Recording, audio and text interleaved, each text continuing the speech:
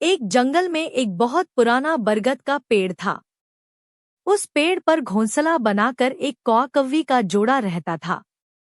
उसी पेड़ के खोखले तने में कहीं से आकर एक दुष्ट सर्प रहने लगा। हर वर्ष मौसम आने पर कौवी घोंसले में अंडे देती और दुष्ट सर्प मौका पाकर उनके घोंसले में जाकर अंडे खा जाता। एक बार जब कौआ व कौवी जल्दी भोजन पाकर शीघ्र ही लौट आए तो उन्होंने उस दुष्ट सर्प को अपने घोंसले में रखे अंडों पर झपटते देखा। अंडे खाकर सर्प चला गया। कौए ने कौवी को ढाढ़स बंधाया, प्रिय, हिम्मत रखो, अब हमें शत्रु का पता चल गया है, कुछ उपाय भी सोच लेंगे। कौए ने काफी सोचा विचारा और पहले वाले घोंसले को छोड़ उससे काफी ऊपर टहनी पर घोंसला बनाया और कौवी से कहा, यहाँ हमारे अंडे सुरक्षित रहेंगे।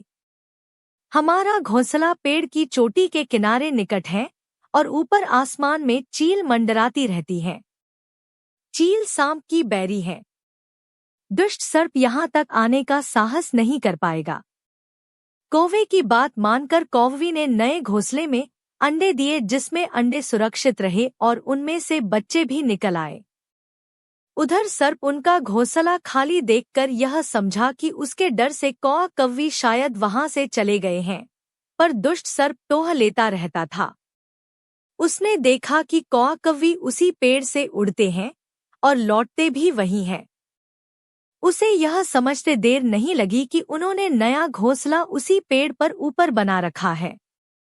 एक दिन सर्प खोह से निकला और उसने कौआ का नया घोंसला खोज लिया। घोंसले में कौआ दंपति के 3 नवजात शिशु थे। दुष्ट सर्प उन्हें एक एक करके घपाघप निगल गया और अपने खोह में लौटकर डकारे लेने लगा। कौआ व कौवी लौटे तो घोंसला खाली पाकर सन्न रह गए।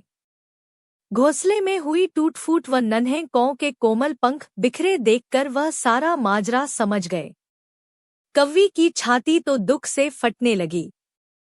कौवी बिलक उठी, तो क्या हर वर्ष मेरे बच्चे सांप का भोजन बनते रहेंगे?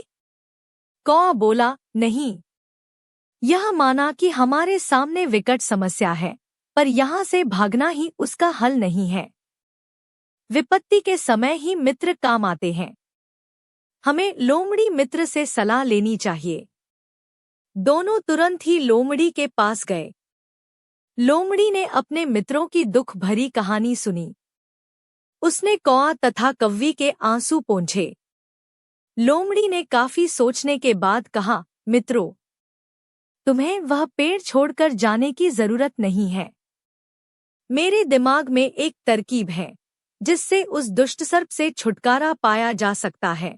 लोमड़ी ने अपने चतुर दिमाग में आई तरकीब बताई। लोमड़ी की तरकीब सुनकर कौआ कौवी खुशी से उछल पड़े। उन्होंने लोमड़ी को धन्यवाद दिया और अपने घर लौट आए। अगले ही दिन योजना अमल में लानी थी। उसी वन में बहुत बड़ा सरोवर था। उसमें कमल और नरगिस के फूल खिले रहते थे। हर मंगलवार को उस प्रदेश की राजकुमारी अपनी सहेलियों के साथ वहां जलक्रीड़ा करने आती थी। उनके साथ अंगरक्षक तथा सैनिक भी आते थे। इस बार राजकुमारी आई और सरोवर में स्नान करने जल में उतरी तो योजना के अनुसार कौआ उड़ता हुआ वहां आया। उसने सरोवर तट पर राजकुमारी तथा उसकी सहेलियों द्वारा उतारकर रखे गए कपड़ों व आभूषणों पर नजर डाली। कपड़े के ऊपर राजकुमारी का प्रिय हीरे व मोतियों का विलक्षण हार रखा था। कौवी ने राजकुमारी तथा सहेलियों का ध्यान अपनी ओर आकर्षित करने के लिए काम्व काम्व का शोर मचाया। जब सबकी नजर उसकी ओर घूमी तो कौआ राजकुमारी का हार चोंच में दबाकर ऊपर उड़ गया। सभी सहेलियां चीखी, देखो देखो, वह राजकुमारी का हार उठाकर ले जा रहा है। सैनिकों ने ऊपर देखा तो सचमुच एक कौआ हार लेकर धीरे धीरे उड़ता जा रहा था।